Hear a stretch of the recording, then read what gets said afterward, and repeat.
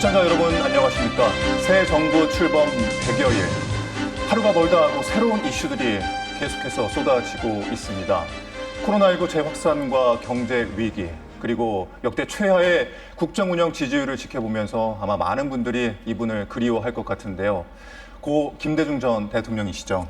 네, 맞습니다. 저희는 지금 김대중 대통령의 민주주의와 평화의 의미와 가치를 전하기 위해서 목포에 건립한 김대중 노벨 평화상 기념관에 나와 있습니다. 목포 MBC는 창사 54주년을 맞이해서 박지원 전 국정원장과 함께 김대중 대통령 이야기는 물론이고 현재 정치 현안에 대해서 짚어보겠습니다.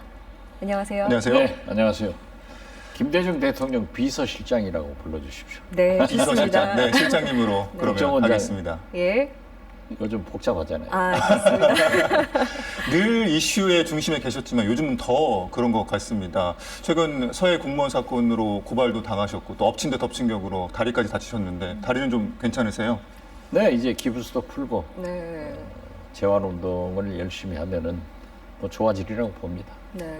운동을 못해서 네. 좀 어렵지만은 덕분에 이렇게 체중도 빼가지고 아주 보기도 좋습니다.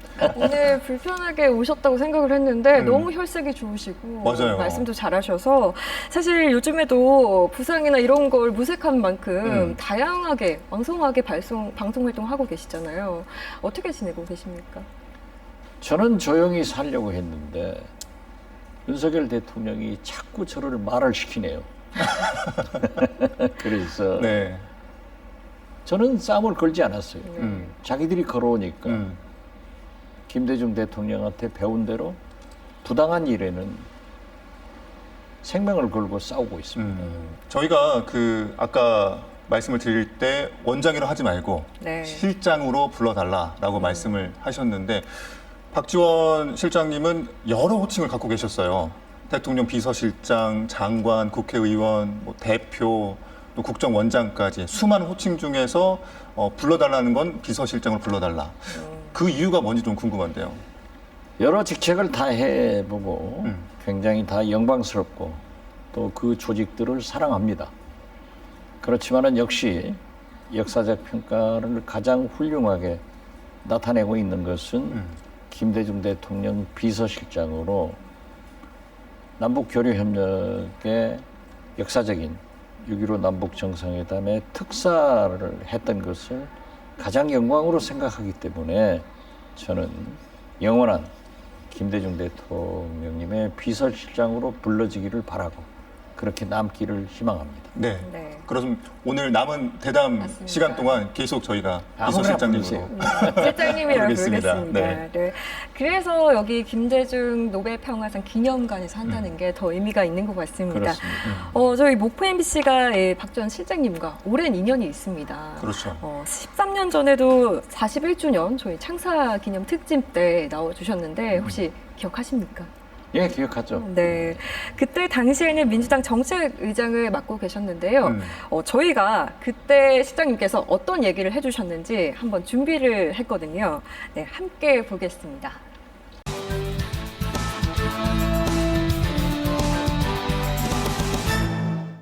이번에 민주당 정책위 의장에 임명되셨는데 죄송한 표현 같습니다만은 군번은 맞지 않는 당직입니다. 그렇지만은 민주당이 집권하기 위해서는 저는 민주당의 수위라도 해야 된다 하는 심정으로 이제는 이 이명박 정권에 들어서면서 민주당하고는 계속 투쟁할 수밖에 없는 민주주의를 50 유신으로 회귀를 시키고 있고 서민 경제는 완전히 파탄나 있습니다. 남북 관계는 위기입니다. 이 3대 위기를 불러일으킨 장본인이 바로 이명박 대통령 아닌가 저는 그렇게 확신을 합니다. DJ가 우리 박지원 의원님을 좋아했던 이유가 뭐라고 생각하십니까? 중앙에 당신이 서 계시면은 그러한 가신과 측근들을 꼭 이렇게 뱅뱅 돌리시더라고요. 그래가지고 필요하면은 딱 데려다 쓰면서 모든 것이 순조로워지면은 또 떼서 이렇게 돌게 하고. 그런데 저는 이상하게 20년 이상을 한 번도 떨어져 보지 않았어요. 옆에 있었습니다. 글쎄요, 저는 이걸 영광스럽게 생각하고 뭐 지금 이렇게 정계에 입문을 하지 않으셨다면은 미국에서 계속 그 사업을 하셨을 것 같습니까? 아마 그랬겠죠. 예. 그랬으면은 준재벌은 됐을 건데 그러나 저는 그 정치를 좋아했기 네. 때문에 어떤 교초도 겪고 영광도 겪고 사실 저처럼 뭐 천당에 살다 지옥에 갔다가 지금은 세상에 나왔습니다만 후회 없고 재밌습니다. 김대중 대통령님을 배출한 우리 호남, 목포 자랑스럽습니다. 네. 네, 13년 전 영상 보셨는데 어떠십니까? 그때 영상이나 지금이나 네. 역시 핸섬하고 변하지 않았다. 그래서 저는 앞으로도 건강하게 네. 국민을 위해서 우리 목포와 전남을 위해서 봉사하도록 노력하겠다. 이런 각오가 생겼습니다. 네, 목포 MBC 창사 54주년 특집 대담 박지원 김대중 대통령 비서실장과 함께 하고 있는데요. 이번에는 좀 현안을 짚어보죠. 지금 윤석열 대통령의 국정수행 지지율이 20%대입니다. 역대 최저로 보이거든요. 그 이유는 뭐라고 생각하세요? 제가 맨 먼저 윤석열 대통령께 네 가지를 지적했습니다. 네, 첫째, 인사를 잘해야 된다. 검찰공화국을 만들지 말고 또 특정 지역, 호남을 배제하지 말고 통합의 정치 그리고 균형 있는 인사가 필요하다.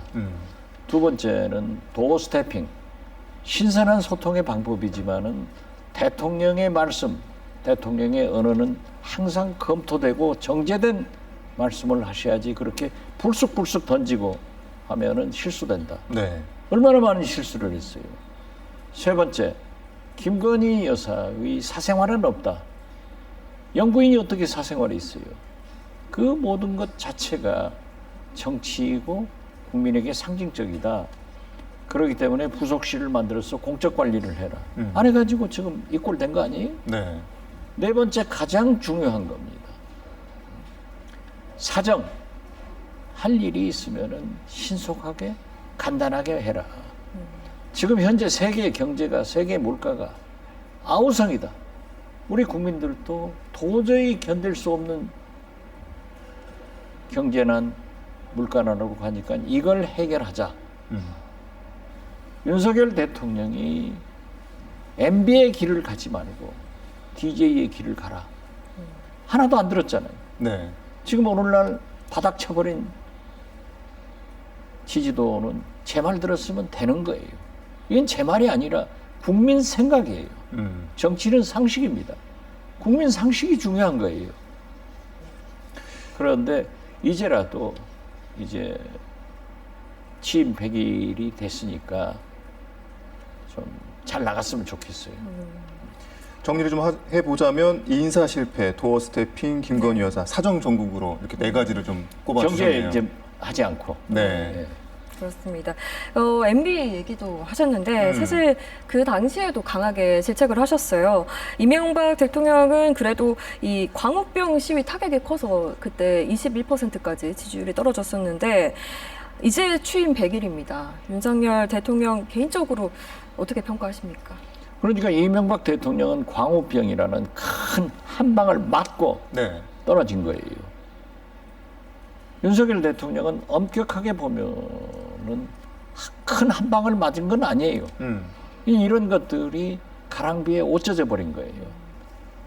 그래도 대통령이 당선됐으면은 성공해야 나라가 삽니다. 나라를 살리기 위해서도 저는 윤석열 대통령이 좀 인적 청산을 해서 새로운 비전을 제시하고 새 희망으로 가자. 이렇게 국민들한테 호소하면서 모든 것을 좀 바꿔나갔으면 좋겠다. 그 바꿔나가는데 박지원의 역할이 있다면 저는 돕겠습니다. 공개적으로 도와야죠. 말씀하시는 겁니까? 아, 그렇죠. 돕고 또 잘못하는 일이 있으면은 잘못했다고 방향을 잡아주는 그런 역할을 하지. 제가 죄송한 표현 같습니다만은 요즘 대통령 잘 뽑으니까 또 국민들 나이를 1살, 2살 내려주잖아요. 네. 지금 제가 네. 우리 한국 나이로 81인데 네. 대통령 잘 뽑아서 지금 80이에요. 그렇기 때문에 제가 무슨 욕심이 있겠어요. 나라 잘 되는 것. 우리 김대중 대통령의 철학과 이념을 이어가서 남북관계 좋아지는 것. 네. 이런 것을 하려고 하는데 잘 안 되네요. 현 정부에서 가장 시급하게 바꿔야 할 부분은 인적 청산이라고 보고 계십니까? 다른 길이 없어요. 다른 게. 지금 길이 없어요. 자, 보십시오. 교육부 장관. 느닷없이 자다가 봉창 때리는 것 아니에요? 네. 5살이면은 네. 한참 놀 때죠. 대변도 혼자 처리 못하고 놀아야 돼요. 그런데 학령 인구를 조정하자. 그러니까 또 대통령은 빨리 해라. 그러니까 온갖 곳에서 다 얻어맞으니까 이제 취소를 하는데 보세요. 저는 처음부터 교육부 장관은 음주운전 등 굉장히 문제가 많으니까 하지 마세요. 계속 강조를 했지만 이보다 더 좋은 장관이 네. 전 정부에 있었냐고 임명 강행했잖아요. 그런 이런 실수를 하는데 이게 교육 정책이 아니라 음주 교육 정책을 한 거예요, 지금. 술 먹고 한 적이 있지. 이게 멀쩡한 정신은 누구도 할 수 없는 거예요. 네. 그리고 경찰.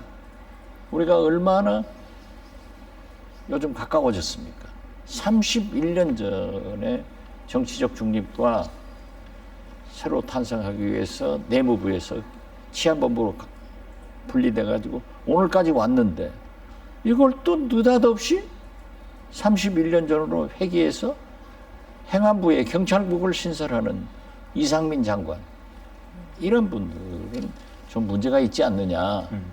더 중요한 것은 대통령 실장. 내 탓이요 하고 나와야죠. 뒤로 꼭꼭 숨어서. 대통령이 좀 기자들 만나라 하니까는 취임한 지 70여일 지나서 청와대 대통령실 기자실에 나와서 나 알아요? 이런 분들은 나가야 돼요. 그래서 저는 인적 청산을 해서 새로운 팀으로 새로운 비전, 새로운 희망을 제시해야 윤석열 대통령이 성공할 수 있다. 여당과 야당 간의 좀 대화도 필요하고. 그렇죠. 네, 가장. 예, 지금 윤석열 대통령이 여소야대 뭐 또 할 수 없는 거예요. 국회에서 아무것도 못 해요. 그렇죠. 그러면은 민주당의 실체를 인정하고 협치로 나서기만 해도 지지도가 올라갈 거예요. 네. 그런데 지금 윤석열 대통령이나 국민의힘 간부 의원들은 입만 벌리면은 문재인 탓이고 민주당 비난하면은 어떻게 협치가 돼요? 네. 정치를 몰라. 대화, 협력, 또 토론이 많이 필요한 시점이고 또 성공한 정부가 돼야 또 행복한 우리나라, 우리 국민이 되지 않겠습니까? 이번에는 여당 이야기를 좀 해보겠는데요. 네. 이준석 대표 이야기입니다. 네, 많이 시끄럽습니다. 그렇죠. 지금 문자 내용이 좀 공개되면서 젊은이 당 대표를 이제 내부 총질이나 하는 것으로 이제 치부를 하기도 했는데요. 이준석 대표는 어떻게 개인적으로 보십니까? 대통령이나 국민의힘이나 민주당이 잘 되기 위해서는 내부 총질이 필요해요. 그래야 각성하는 거예요. 네. 그걸 꼭 총질이다, 비난이다 받아들이면은 폭 좁은 아주 현명한 대통령이 되는 겁니다. 네.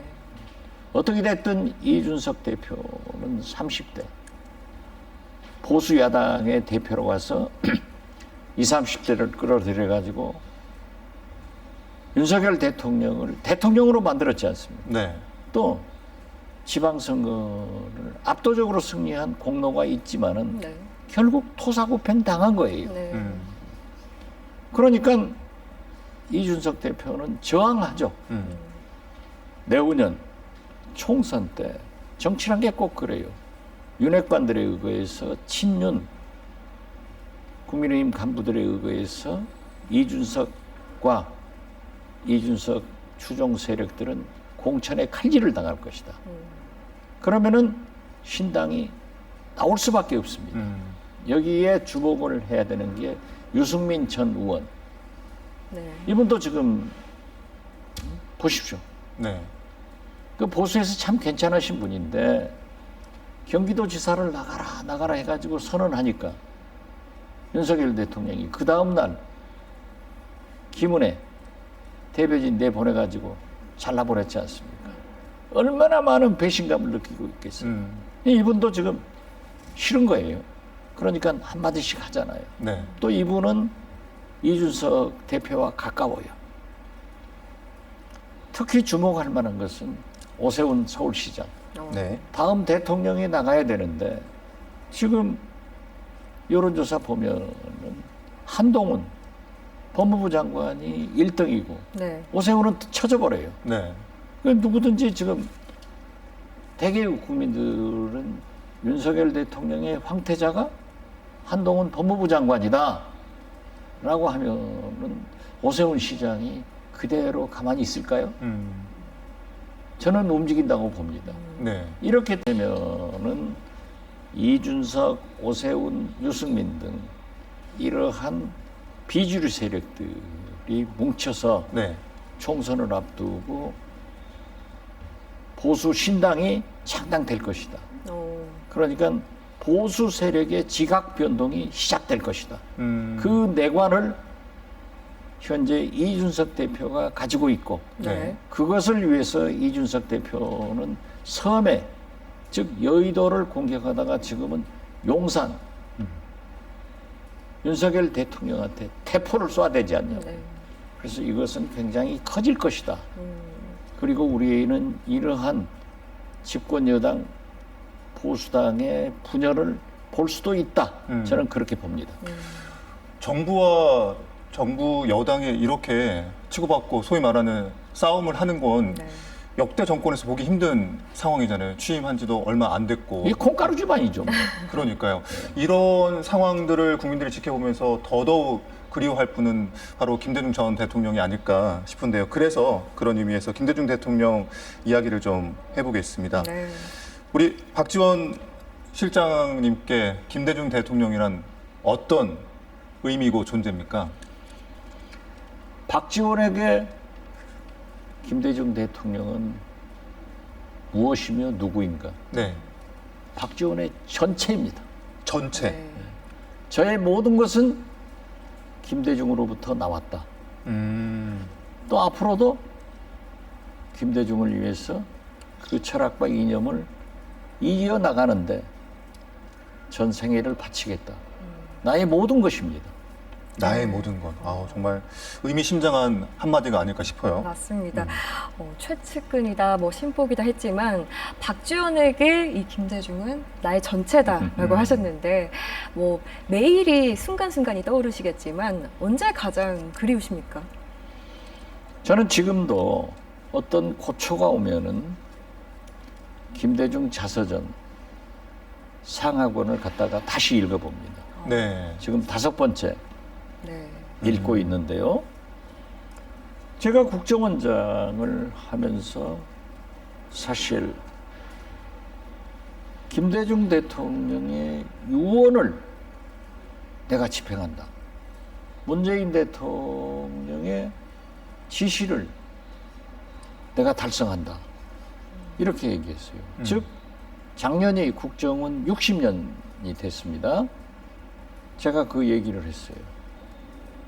국정원은 김대중 대통령님의 탄압 60년이기 때문에 이것을 청산하고 개혁하자. 또 문재인 대통령이 그렇게 국내 정보 수집하지 말고 정치 개입하지 말라는 이 개혁 의지를 달성시키자. 해가지고 서훈 전 원장과 저는 특히 제가 마지막 2년간의 법과 제도에 의거해서 국정원을 완전히 개혁했어요. 네. 지금 생각해 보세요. 과거 같으면은 이 국정원 목포 출장소에서 목포 시장실, 상공회의소, MBC 얼마나 찾아다니면서 못된 짓 다 했어요. 국내 정보 수집을 못하게 와, 했죠. 그렇죠. 네. 간섭하고 또 얼마나 많은 민주 인사들을 잡아다가 탄압하고 고문하고 죽였어요. 사형시켰어요. 지금 그런 게 없지 않습니까? 네. 이 개혁된 국정원이 얼마나 좋아졌어요. 그러한 것도 저는 김대중 대통령의 이념과 철학을 내가 달성시켰다. 그리고 문재인 대통령이 그러한 개혁 의지를 이룩했다 네. 네. 하는 것을 자부심을 가지고 있는 거예요. 그런 의미에서 네. 지금 현재 그럼 김규현 원장은 어떻게 보십니까? 이번에 하는 거 보니까는 형편없어요. 나는 진짜 깜짝 놀랐어요. 개혁된 국정원에서 개혁을 완수했다고 하면은 전직 원장들에게 감사 표시를 해야지. 얼토당토 않는 것으로 저희들을 고발하고 검찰 조사를 시켰단 말이에요. 그러면은 제가 바로 직전 국정원장이면 예의도 있어야 돼요. 나한테 최소한 전화라도 한마디 있어야 될 것 아니에요. 우리가 이런 문제로 고발합니다. 연락 한번 못 받으셨습니까? 없어요. 지금 오늘 지금까지는? 현재까지 없어요. 법적으로도 감찰 조사를 저를 해야죠. 하지도 않고 고발을 했어요. 그런데 이번에 잘 아시다시피 정보위원회에서 네. 이제 민주당 정보위원들이 질문을 하는 거예요. 두 국정원장의 고발에 대해서 청와대 보고했냐? 라고 하니까 대통령의 승인을 대통령에게 보고를 했고 승인을 받았다. 대면 보고를 했다. 네. 그리고 승인을 받았다. 음. 라고 했어요. 대통령한테 보고하고 대통령의 승인을 받았다. 라고 하는 것은 언젠가는 두 국정원장 고발 사건을 조사를 받을 때 자기가 살기 위해서 보험을 들었다. 저도 그렇게 생각합니다. 충분히 그렇게 보여지죠. 예. 네. 그래서 나는 사실 개혁된 국정원을 저는 존경하고 또 우리 국정원 직원들이 퀄리티가 아주 높아요. 그리고 이분들은 근본적으로 애국심과 헌신을 가지고 있는데 네. 그래서 저는 우리 국정원 직원들을 사랑합니다. 이런 원장이 잘못 이끌고 있지 않는가 이렇게 생각합니다. 네. 수장이 얼마나 중요한지를 알 수 있는 또 대목인 것 같은데 다시 김대중 맞습니다. 대통령 이야기로 돌아와서요. 김대중 대통령 하면 시대를 앞서간 정신이라 이런 말을 많이 하고 합니다. 남북 평화, 민주주의로 상징되고 또 여러 대표적인 공적들이 있는데요. 박지원 실장님이 생각하시기에 상대적으로 좀 덜 주목받은 성과가 있다면 뭐라고 생각하세요? 우리 역사를 보면은 대통령은 어떻게 됐든 세 분으로 정리가 되고 있습니다. 이승만, 건국 대통령, 박정희, 산업화, 그리고 김대중. 이 세 분으로 구분이 되는데 김대중 대통령은 민주화와 산업화, 그리고 사회적 복지와 이 IT 시대를 연 그런 대통령으로 기록이 되는데 네. 제가 여기서 김대중 대통령의 한 면모를 가벼운 거지만은 저는 굉장히 크다고 생각합니다. 네. 김대중 대통령은 휴지 있지 않습니까? 네. 네. 클리넥스. 네. 이걸 갖다 놓고 쓰는데 절대 한 장만, 우리 뭐 두서너 장 한꺼번에 쓰지 않아요. 코 풀 때. 그렇죠. 한 장만 딱 뽑아가지고 그것을 절반을 거기서 절반으로 나눕니다. 네, 나눠서 사용해요. 그 사람들이 좀, 예. 야, 대통령까지 한 사람이 쪼잔하게 말이지. 휴지 한 장도 반장으로 절어놔. 그러면 이분은 또 마음이 약하니까 설명을 해요. 네. 그렇게 하자고. 내가 대통령을 하고 환경운동을 하고 싶었는데 건강이 허락지 못해서 못하고 있습니다. 그러면 내가 할 수 있는 환경운동은 휴지라도 반쪽만 써가지고 펄프를 나무를 살려주는 길이라고 생각해서 저는 그렇게 합니다. 그렇게 모든 일거수일투족을 나라와 오늘 이 지구 환경 변화로 이 더위 네. 이런 것을 걱정하면서 인류를 위해서 휴지 한 장도 반장으로 하는 그런 진짜 폭넓은 그런 애국심, 그런 인류애를 가지고 계셨다. 저는 그렇게 말씀드립니다. 네, 일상의 작은 순간도 음. 이렇게 검소하게 보내신 분 같습니다. 네. 얘기를 하시면서 또 김대중 대통령 얘기할 때만큼은 표정이 좀 다르신 것 같아요. 초롱초롱 좀 빛이 나시는 것 같아요. 네, 워낙 또 명연설가의 또 달변가로 유명하셨는데 세계가 기억하는 지도자죠. 김대중 대통령의 목소리를 오랜만에 함께 들어보시죠. 저는 행동하지 않는 양심은 어긋편이다. 따라서 마음속에 있는 양심대로 행동해야 한다. 그러지 않고 반대는 물론이고 방관하는 것도 저는 어긋편이다. 김대중이를 체포해가지고 민주주의를 사랑하고 불출한 이 사람을 지지해주신 광주 시민을 도발했습니다. 제15대 대통령에 취임하게 되었습니다.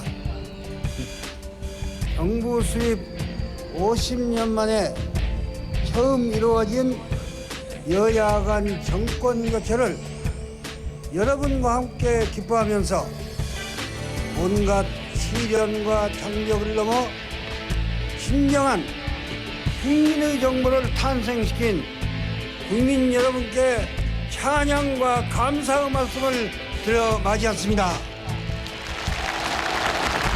잘못은 지도층들이 저질러 놓고 고통은 죄 없는 국민이 당한 것을 생각할 때 한없는 아픔과 울분을 여러분과 같이 금할 길이 없습니다.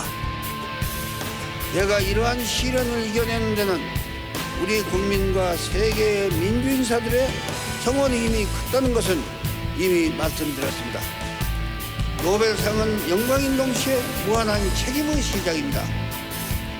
저는 역사상의 위대한 승자들의 가르치고 알프레드 노벨경이 우리에게 바라는 대로 나머지 인생을 바쳐 한국과 세계의 인권과 평화 그리고 우리 민족의 화해와 협력을 위해 노력할 것을 맹세하는 바입니다.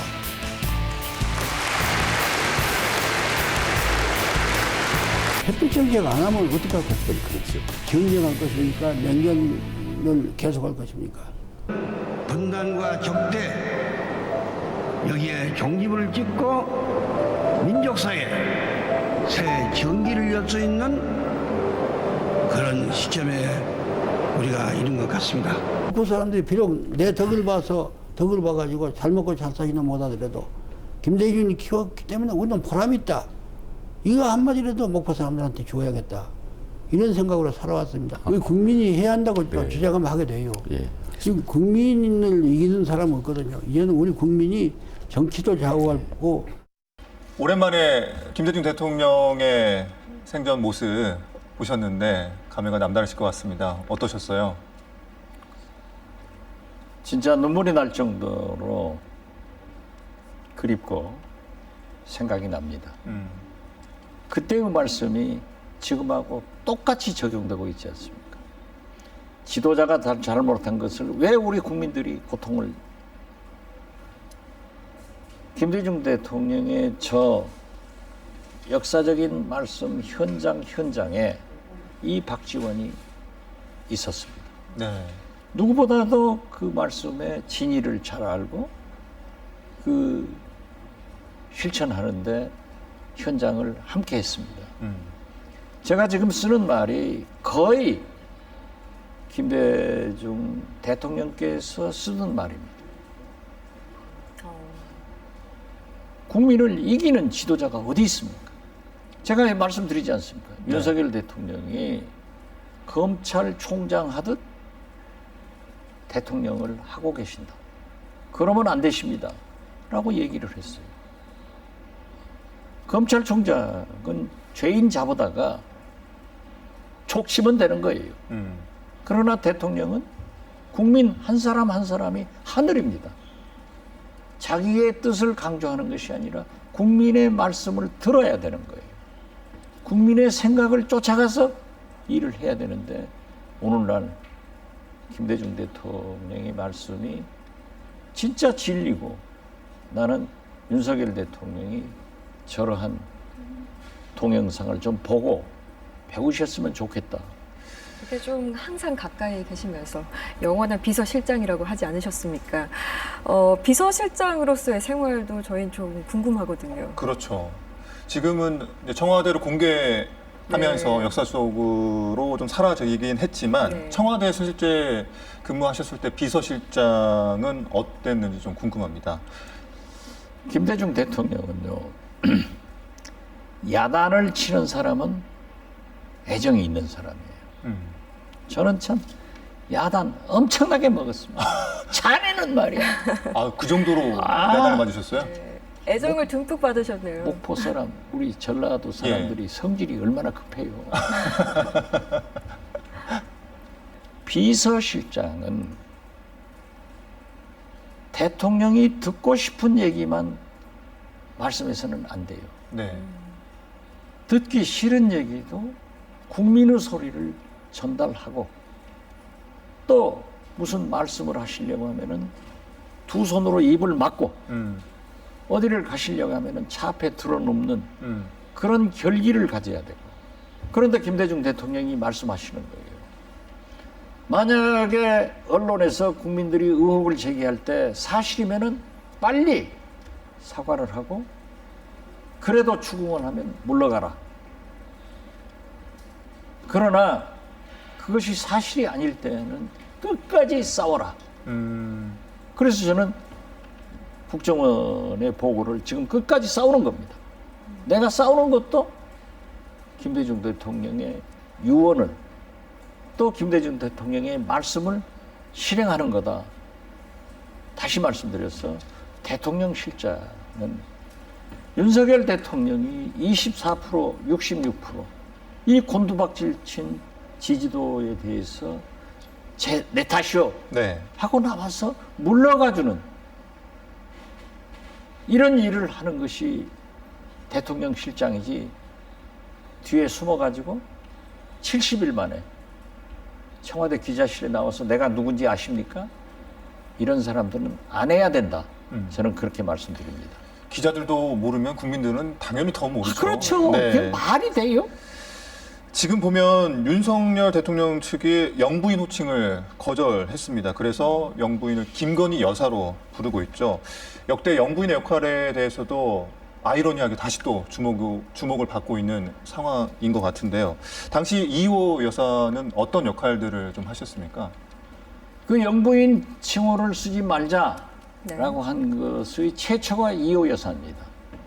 그래서 저희가 그때 김대중 대통령 취임했을 때 이제 인수위 대변인 청와대 공보수석을 했는데 그러한 말씀을 해서 그러면 어떻게 칭호를 부를까? 사모님이라고 할 수는 없잖아요. 네. 그런데 저는 지금도 생전에 그냥 사모님 그렇게 많이 나와요. 그래서 여사님으로 하자. 네. 이렇게 해서 지금 현재까지 이어지고 있는 겁니다. 영부인이라는 칭호는 우리가 정치적으로 입에 올랐기 때문에 쓰지만은 그렇게 민주주의 국가에서 뭐 미국은 퍼스트 레이디라고 하죠. 네. 하지만은 그 영부인 칭호를 안 쓰는 것은 김건희 여사도 잘했다. 저는 그렇게 봅니다. 이호 여사가 그래도 이 민주화 운동에서도 좀 큰 존재감을 발휘하지 않았습니까? 아니 제가 드릴 말씀은 아닌데 네. 역대 영부인 축에요. 대통령은 국민들한테 욕을 먹어도 이호 여사 욕하는 분은 없어요. 김대중 대통령의 부인이 아니라 네. 민주주의 인권운동의 동지이고 네. 저는 대통령님께서 좀 하늘나라에서 들으면 기분 나쁘실지 몰라도 생전에도 그 얘기를 했습니다. 김대중은 이희호로부터 나왔다. 그렇게 훌륭하신 분이고 네. 역대 영부인들 다 문제가 있었지만은 이호 여사님 한 번도 없잖아요. 얼마나 절제된 모태 신앙인으로서 하나님의 말씀에 순종하면서 영부인을 하셨냐고요. 존경할 만하죠. 소위 말하는 내조의 여왕이라고 그렇죠. 얘기도 네. 과언이 아닐 것 같습니다. 그렇죠. 그러면 이호 여사는 국민의 정부 시절에 영부인으로서 어떤 역할들을 좀 하셨었나요? 그 김대중 대통령이 목포 시민들도 잘 아시지만은 어디든지 꼭 동부인 하십니다. 야당 때도 그렇고 대통령 때도 그러셔요. 그래서 이렇게 대화를 하면은 몇 시간을 대화를 해도 이호 여사님은 절대 그 대화에 끼어들지 않습니다. 네. 아주 딱 듣고만 계세요. 말씀하지 않아요. 예. 그래가지고 안방에 들어가시면 이제 저랑 같이 앉으면은 이호 여사님의 야성이 드러나는 거예요. 당신은 이런 말씀을 했는데 이건 아니다. 이러한 것은 참 좋았지만은 이것은 참 옳지 않다 하는 그 평가를 하신다고요. 그러면 대통령님하고도 또 한 번씩 붙죠. 아, 당신은 말이야. 부부싸움. 그래도 절대 굴하지 않고 네. 그 말씀을 하시더라고요. 그래서 저는 이호 여사님이야말로 김대중 대통령의 민주주의, 인권, 여성운동의 동지이자 네. 가장 강력한 비판자였다. 그리고 따뜻한 협력자였다. 이렇게 생각합니다. 그래서 우리가 기억하고 있는 김대중이라는 사람을 만든 거군요. 그렇죠. 네. 거듭 말씀드리지만은 김대중은 이희호로부터 나왔다. 저는 감히 그렇게 얘기를 합니다. 정말 극찬이시네요. 그러니까요. 네. 그렇다면 지금은 김건희 여사가 참 논란이 많습니다.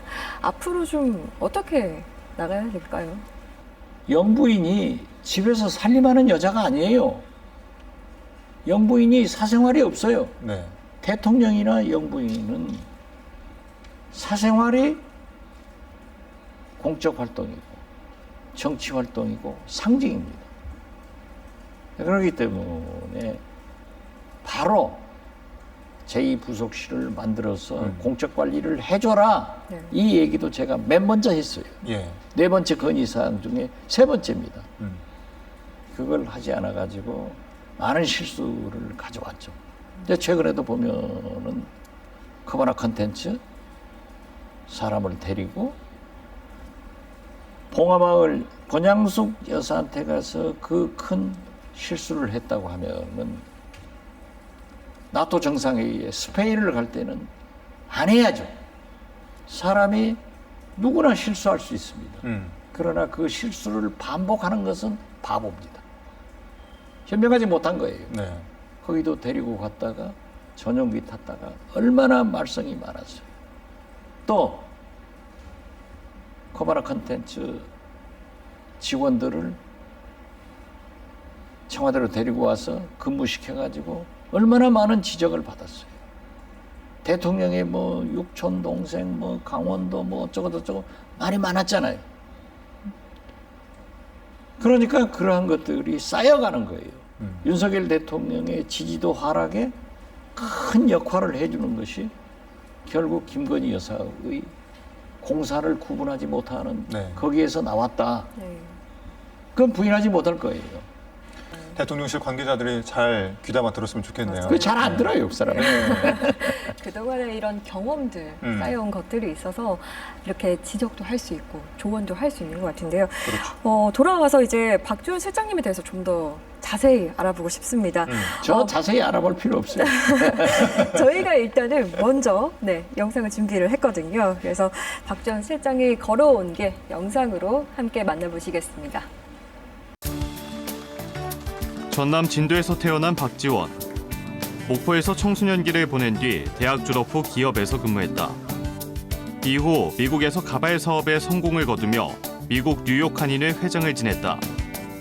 1983년 미국에 망명한 김대중 전 대통령과의 만남으로 그의 인생은 송두리째 바뀌었다. 이를 계기로 정계에 뛰어든 박지원은 1992년 민주당 전국구 의원으로 국회에 입성. 김대중 대통령 당선에 따라 청와대 대변인을 지낸 뒤 문화부 장관, 비서실장 등 김대중 대통령의 최측근으로 활약했다. 남북 정상회담 합의의 중추적 역할을 하며 대북관계 막전막후를 담당했다. 이후 사선 국회의원에 당선되며 국회 출석률 최상위권을 자랑했다. 80이 넘는 나이에도 SNS, 방송 등을 활발하게 활동하고 있으며 21대 총선에는 낙선했지만 2020년 국가정보원 원장에 임명됐다. 골프하고 선거는요, 고개 쳐들면 그 순간 집니다. 대통령과 이런 돈독한 관계다. 문자도 수시로 주고받고 이모티콘도 하고 이런 것을 좀 과시한 것. 총경들이 총을 쐈나 한강을 넘었나 그걸 왜 쿠데타에다 비교를 하는지 모르겠다. 청와대 개방해서 지금 많은 국민들이 구경하고 있지 않습니까? 국민의 의견을 한 번도 수렴해 본 적이 없다. 토론회 한 번 하지 않았고 즉흥적으로 내놓고 있다.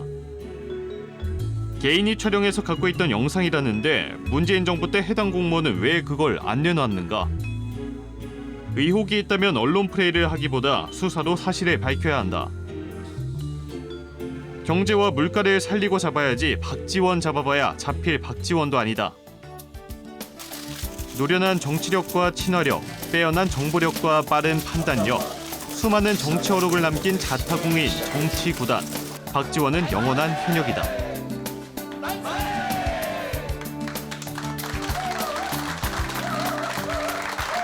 네, 실장님 지나온 영상들 한번 보셨는데 소감이 어떠신지요? 제가 저렇게 훌륭했나. 더 잘했으면 좋았을 건데 아유. 하는 그런 후회도 있습니다. 지금도 충분히 잘하고 계십니다. 그러나 최선을 네. 다했습니다. 그렇죠. 다시 돌아가도 지금의 길을 택하시겠습니까? 저는 뭐 후회 없이 지금의 길을 가고 저 영상에 제 아내가 함께 나와서 네. 좀 그리울 뿐입니다. 네, 그 아내분에 대한 애정도 참 느껴지시고요. 맞아요. 그리고 딸 둘 있으시잖아요. 네? 따님이 두 명. 분이시죠. 네, 그래서 손자에 대한 사랑이 또 지극하다고 들었습니다. 아까 방송 들어오기 전에 아까도. 통화도 하시고. 예. 예. 그게 참 내리사랑이라고 네. 그런 말이 있는데 손자는 진짜 엄청나게 예쁘더라고요. 그래서 제가 네. 운동을 열심히 하는데 네. 사람들이 그래요. 왜 그렇게 운동을 많이 하냐. 그러면 나는 목표가 뚜렷한데 첫째, 우리 손자를 오랫동안 보고 살고 싶고 두 번째, 오래 해먹으려고 그런다. 농담을 하는데 진짜 예쁘고 네. 일생에 저희 어머님, 제 아내, 김대중 이 세 분을 만난 것이 가장 큰 행운이었다. 박지원 인생의 매 순간순간마다 아내가 있었잖아요. 하늘나라로 먼저 가긴 했지만 그 하늘나라에서 이 박지원 실장님을 좀 보고 계실 테니까 간단하게 한 말씀 해주신다면요. 제가 대북송금 특검으로 감옥에서 나오니까 제 아내는 얘기하지 않았습니다만은 주위 분들이 그런 얘기를 했습니다. 아무리 더워도 에어컨을 켜지 않고 아무리 추워도 히터를 넣지 않았다. 당신이 거기에서 그렇게 살고 있는데 내가 편하게 살 수 없지 않느냐라는 얘기를 듣고 역시 부부라고 하는 것은 하나님이 정해준 사랑의 길을 가고 있다. 그래서 많이 더 사랑해 줄 건데 먼저 가니까 아쉬움이 많죠. 얼마나 그것을 우리 두 딸, 네. 두 손자에게 주려고 합니다. 그런 실장님의 모습을 아내분께서 하늘나라에서 아마 흐뭇하게 바라보시지 않을까 싶습니다. 바쁘습니다. 그러기 두 분이 바래요. 얼마나 각별하실지 그러니까요. 참 그려지네요.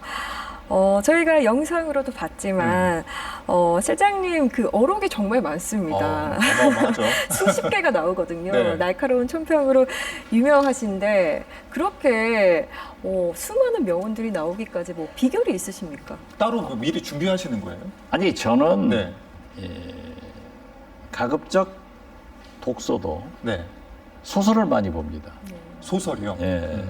그리고 지금 김대중 대통령께서 그런 말씀을 하셨어요. 네. 신문을 꼭 읽어라.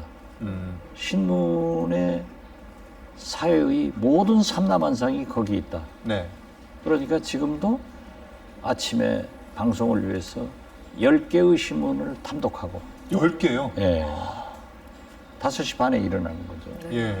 그리고 방송 다 듣고 또 핸드폰 가지고 뉴스 검색하고 네. 부지런하게 노력해야 네. 하면은 거기에서 지혜가 생기더라고요. 아. 그러면 툭 던진 말이 잘했다고 하면은 저도 기분 좋고 네. 음. 제가 고래를 닮아가지고 칭찬하면은 좋아서 춤을 추니까 네.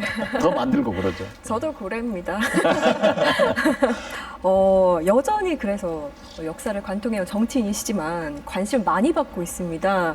영원한 현역 선언하셨는데 요즘에 뭐 유튜브 개설 계획도 있으십니까? 저는 유튜브를 만들어 보려고 했는데 네. 안 좋더라고요. 그 누구보다 잘 되실 것 같아요. 아니요. 그 유튜브에 성공하려면은 네. 극우가 되든 네. 극좌가 되든 음. 해야 되는데 저는 최소한 두 가지 생각을 가지고 살아요. 네. 누가 뭐라 하더라도. 네. 박지원의 언행의 책임은 음. 박지원이 지는 게 아니라 김대중 이호 여사님이 진다. 그러니까 두 분이 절대 이게 누가 되게는 안 하려고 해요. 두 번째, 돈을 벌든지 출세를 하든지 둘 중에 하나만 해야 된다. 네. 둘 다 하면 안 된다. 라고 해서 저는 정치를 열심히 하려고 했지 네. 돈을 벌려고는 하지 않았습니다. 옛날에 벌어놓던 거 다 까먹었어요.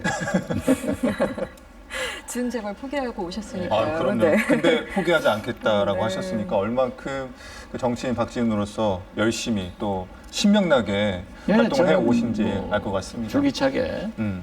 그러한 정치를 좋아하고 또 하고 싶고 네. 이런 욕망을 가지고 있지만은 지금 현재 제 나이가 80인데 예. 일선에 나서는 것보다 네. 지금 현재로서는 윤석열 대통령이 성공해서 나라를 살리는 방향이 되도록 협력하고 잘못하는 것은 지적하고 또 제 영혼이 담겨 있는 민주당이 잘해서 네. 내후년 총선 승리하고 정권 교체를 이룩할 수 있도록 예. 그리고 김대중 대통령의 햇볕 정책이 꽃을 피울 수 있도록 하는 역할을 하겠다. 그래서 저 박지원은 앞으로 네. 대한민국, 호남, 음. 민주당, 네. 김대중을 위한 그런 활동을 하겠다 이렇게 생각합니다. 현안으로 다시 돌아와서요. 서해 공무원 피살 사건, 탈북어민 북송 사건 등 북한 뉴스가 또 많아졌습니다. 때 아닌 북풍이 지금 불고 있는데 자타공인 북한 통으로서 어떻게 이 사건을 보고 계십니까? 그건 지금 현재 국정원과 네. 윤석열 대통령이 잘못 짚은 것 같아요. 서해 공무원 이 비격 사건. 이대준 네. 사건 목포뿐 아니에요? 네. 물론 유족으로서는 여러 가지 불만이 있고 명예회복을 하려고 하지만은 해경이 당시 조류 분석 등 여러 가지 문제를 가지고 얘기를 했기 때문에 저는 지금도 국방부에서 얘기하듯 자진 월북으로 결론을 존중합니다. 네. 그래서 그러한 것 가지고 문제를 삼는 것은 저는 잘못이다. 그리고 지금 이 어부 네. 탈북어민 북송 사건. 문제는 네. 그 두 사람이 네. 16명의 북한 선원들을 잔인한 방법으로 살해해서 물에 빠쳐버렸어요. 예. 네. 그리고 우리 법상 그러한 흉악범에 대해서는 우리가 받지 않는다. 그리고 문재인 정부만 그런 게 아니에요. 예. 이명박 박근혜 정부 때도 많이 그러한 사람들을 다시 북송시켜버린 게 많아요. 네. 그리고 당시 더 재밌는 것은 국민의힘 정보위원장 이해운 의원이나 대표 김무성 의원, 네. 한기호 장군 출신 의원 이런 분들도 어떻게 그런 끔찍한 흉악범들을 우리나라에서 귀순을 받느냐 잘 돌려보냈다 네. 그렇게 했어요. 물론 그 중에는 반대한 사람도 있었대요. 그렇지만 이것을 정책적으로 결정했기 때문에 저는 큰 문제가 없는데 왜 이 문제를 지금 들고 일어나는지 그때는 옳고 지금은 틀리는지 대통령이 바뀌면 해경은 또 바뀌는지 네. 통일부는 또 바뀌는지 네. 저는 그것이 알고 싶어요. 네. 그래서 뭐 고발됐다고 하니까 지금 조사받고 예. 만약에 기소되면은 재판으로 밝혀질 거다. 그래서 저는 크게 신경 안 쓰는데 또 주위에서는 그렇게 윤석열 대통령하고 각을 세웠다가 잡혀가면 어쩔래. 지난번에 한번 감옥 갔다 왔는데 또 가냐. 하지만은 김대중 대통령이 말씀하신 대로 정의롭지 못한 것은 싸워야죠. 벽을 보고라도 욕이라도 하라고 했는데 부당한 일에 대해서는 대통령과 각을 세워서 말씀할 것은 하겠다. 네. 그런 생각 같습니다. 대북 전문가로서 지금 현 윤석열 정부의 대북 정책에 대한 조언, 평가를 좀 해주시면요. 대북 정책은 틀려먹었어요. 틀려먹었다. 예, 그렇죠. 윤석열 정부가 인사나 여러 가지 면이 실패한 이명박 시즌 2라고 합니다. 네. 그런데 이명박 대통령의 대북 정책은 비핵 개방 3천이에요. 북한이 비핵화하면은 국민 소득을 연 3,000불로 만들어주겠다. 네. 그것도 기분 나쁜 일이지만은 비핵화를 하면 말이 안 돼요. 그런데 이번 윤석열 정부에서도 북한이 비핵화하면은 담대한 계획을 세워서 북한을 지원하겠다. 이건 말이 안 되는 거예요. 네. 왜? 북한이 비핵화의 길로 가도록 인도하고 협력해서 비핵화가 되도록 해야지. 하면 해주겠다? 북한 안 먹혀요. 그래서 저는 큰 기대를 걸지 않고 오히려 저는 민주당이 만약 이재명 당대표가 된다고 하면은 네. 이러한 대북 문제에 대해서 민주당이 확실한 정책을 예. 세워야만이 김대중, 노무현, 문재인 진보 세력이 단결할 수 있다. 그걸 좀 가르쳐주고 싶어요. 민주당이 적극적으로 또 그래요? 북한 정책을 추진해 나갔으면 좋겠다. 민주당의 예. 정체성은 햇볕 정책 아닙니까? 그렇죠. 그럼 혹시 다음 총선에 출마 계획이 있으십니까? 지금 현재 없습니다. 네, 현재는 뭐, 없으시고. 예. 예. 언제든 목포에서도 음. 뭐 제가 목포를 자주 안 오면은 이유가 네. 제가 자꾸 오면은 현역 의원, 김원희 의원이 불편하잖아요. 그래서 안 옵니다. 그건 피해 줘야 되는 것이 원칙이고 네. 그리고 약 한 달 전에 해남 완도 진도를 우리 서울 친구하고 놀러 갔어요. 네. 그랬더니 해남 진도 완도에서는 내가 목포에서 안 나오고 차기 선거에 해남 진도 완도 내 고향에서 나온다. 예. 그런가 하면은 또 목포에서는 차기에 박지원이 나온다라고 네. 하더라고요. 네. 그래서 어디를 가도 제가 좀 괜찮은 것 같아요. 가는 곳마다 국회의원 나온다 하는데 사실 제가 다리 안 다쳤으면은 구례, 광양, 여수, 순천을 놀러 가려고 했는데 또 거기 갔으면 그쪽에서 나온다고 할 건데 아무튼 지금 현재로서는 네. 정치 일선에 나가야겠다. 현재까지는 없습니다. 제가 뭐 민주당도 있지만 이번에 국민의힘이 조금 호남에서 다른 좀 흐름을 보였습니다. 지난 대선 선거 과정에서부터 약간 공을 쏟는 모습을 굉장히 보여왔는데 네. 이 전남지사 후보도 18% 이상의 득표율을 올리기도 했습니다. 이 국민의힘에서 이 서진 정책 어떻게 보십니까? 그렇게 해야 된다고 봅니다. 그건 윤석열 대통령이 잘하시는 거예요.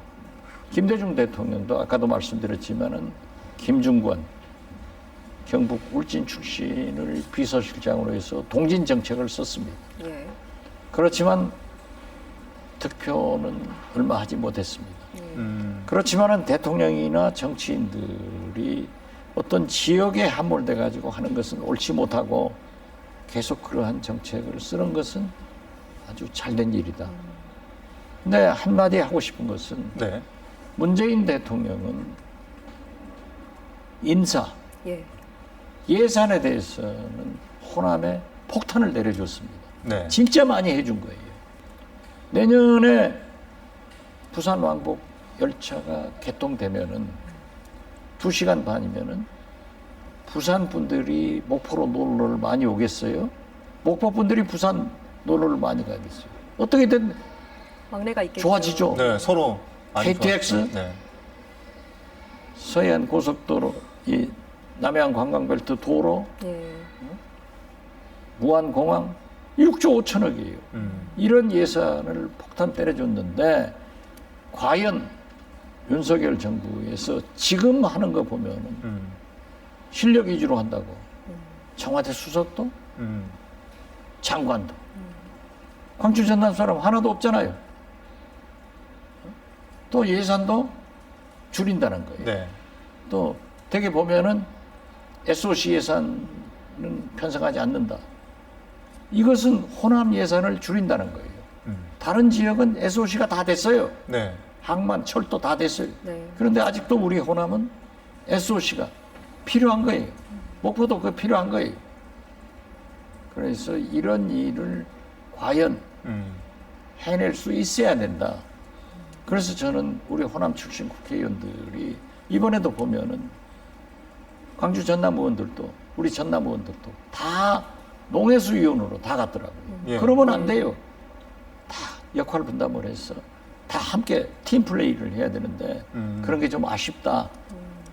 서진 정책은 잘했다고 했지만 그에 따른 또 정책들도 수반돼야 된다라고 말씀을 해주셨습니다. 김대중 대통령의 정치적 고향이자 호남 정치 1번지 우리 목포에서는 박지원 실장을 어떻게 평가하고 있을까요? 지금 함께 시민들의 목소리 들어보시죠. 박지원 하면 떠오르는 이미지가 어떤 이미지인가요? 일단 나이가 많으신 정치인이신데 되게 노련한 경험이 있으시다? 그냥 다른 뭐 상황이나 이런 거에 별로 굴하시지 않고 그냥 본인의 소신을 꾸준히 피력하시는 모습이 장점이신 것 같아요. 박지원 전 비서실장이 80대인데도 SNS 활동을 되게 많이 하거든요. 그런 거 보면 혹시 어떤 느낌이 드세요? 소통을 열심히 하는구나라고 생각이 듭니다. 젊은이들과 소통하려는 모습이 인상적이긴 한 것 같아요. 일단은 뭐 남북 관계 개선이 먼저 떠오르고요. 두 번째는 민주 발전에 좀 기여한 부분이 있다. 정치인이 롱런을 할 수 있다는 것은 대중들한테 공감을 받고 보여줄 수 있는 정책이 현실에 나타났기 때문이라고 보거든요. 바르게 이야기를 잘 하더라고요. 국회에서. 그래서 무슨 목포에 굉장히 득이 많이 왔다고 봐야죠. 저희들도 굉장히 존경을 하고 있습니다. 국민을 생각하고 우선 자기 거를 챙길 줄 모른다는 거. 자기 거를 챙길 줄 모른다는 것이 제일 마음에 들었습니다. 이렇게 전라남도에서 이렇게 한년 이렇게 나라를 위해서 일한 줄 알고 선생님 밀어주시고 선생님 가고자 한 길을 우리가 다 밀어주셨는데 좀 편히 쉬시다가 나라도 좋지만은 좀 좋은 소리 듣고 계시다가 좀 쉬시면 쓰겠어요. 너무 힘들잖아요. 그렇게 나이 드실 때까지 이렇게 힘든 소리를 듣고 계신 것 같아서 안쓰럽습니다. 네, 시민들의 영상 함께 하셨는데 보시니까 소감이 좀 어떠신가요? 저 정도 지지받으면 한 번 더 해볼까? 네, 굉장히 흐뭇하게 보신 것 같습니다. 애정이 제가 네. 특별히 한 일도 없는데 우리 목포 시민들이 저렇게 사랑해주고 또 격려 주신 것 것에 대해서 굉장히 감사합니다. 네. 이렇게 오랫동안 박지원을 지지하고 아낌없는 사랑을 베풀어준 지지자들도 여전히 많이 계시고 또 방송에서도 여전히 핫한 이슈 메이커로 왕성하게 활동하고 계신데 그 이유는 뭐라고 생각하세요? 거듭 말씀드리지만 예. 나라가 나라답게 가야죠. 지금 이게 나라입니까? 방향이 틀렸다 이거죠. 그래서 저는 윤석열 대통령과 개인적으로 상당한 친분이 있습니다. 그래서 저는 많은 협력을 하려고 했는데 좀 잘못 나가고 있기 때문에 협력을 하면서도 바르게 갈 수 있는 저의 경험을 말씀해 드리고 또 우리 민주당이 김대중 민주당으로 돌아가서 내후년 총선 승리와 정권 개최를 반드시 이룩 해서 대북 정책의 화해 협력의 시대를 여는데 제가 기여할 일이 있으면 몸을 던져서라도 하겠다. 이런 각오이고 어떤 경우에도 제가 김대중 비서실장답게 행동하겠다. 이걸 약속합니다. 이슈메이커이기도 하지만 아까도 국정원장 얘기를 했잖아요. 문재인 정부 시절 때 국정원장을 지내셨는데 곁에서 보기에 문재인 대통령은 어떤 분이십니까? 문재인 대통령이 제 입을 막으려고 2년간 국정원장 시켰지 않는가 이런 생각합니다. 저는 사실 2년간 국정원장 하면서 선글라스 한번 못 써보고 마스크만 써서 입을 봉하고 살았잖아요. 네. 이제 나오니까 또 마스크 벗으니까 말을 하고 있는데 문재인 대통령은 보면은 굉장히 선한 분이에요. 민주주의와 인권에 대한 신념이 강하고 특히 그 호남의 발전이 소외됐기 때문에 인사 면에서나 예산 면에서 꼭 호남을 배려하겠다 하는 의지가 강한가 하면은 이 개혁, 네. 소위 3대 권력기관이라고 하는 국정원, 검찰, 경찰 개혁에 앞장서서 소기의 성과를 이루었다. 저는 그렇게 평가를 합니다. 그 질문을 제가 빠뜨렸군요. 나라를 생각하고 또 민주당 정부를 다시 일으키기 위해서 열심히 애쓰신다고 했는데 지금 계속 밖에 계시잖아요. 언제쯤 복당을 계획하고 계신가요? 윤호중 비대위원장 때 복당을 하겠다고 했더니 하라고 그러는데 저한테 민주당 비대위원장 운운하더라고요. 그건 벌써부터 제가 할 때가 아니다. 우상호 비대위원장한테 하니까는 이제 하겠다라고 하는데 또 당대표 호남을 김대중 세력을 대표해서 이재명 후보한테 대적할 사람은 박지원 원장밖에 없으니까 하십시다 하고 찾아와요. 안 하겠다 했는데 이제 당 대표 전당대회가 끝나면은 복당을 해가지고 제가 민주당을 위해서 할 일을 하겠다 이런 생각 같습니다. 그동안 얘기하면서 나 박지원은 혼자 서는 게 아니라 그 김대중 대통령과 또 이희호 여사와 함께 하기 때문에 항상 언행에 조심한다 이렇게 얘기를 하셨지 않습니까? 이 자리에서 김대중 대통령께 하고 싶은 말씀이 있으실까요? 워낙 많으시겠지만 간단하게 해주신다면요. 우선 대통령님 내외분께 저희들이 구실을 하지 못하고 있어서 대단히 죄송하다는 말씀을 드립니다. 그렇지만은 저희들이 최선을 다해서 대통령님 네 분께서 바라는 대한민국, 목포, 전라남도가 될 수 있도록 하겠습니다.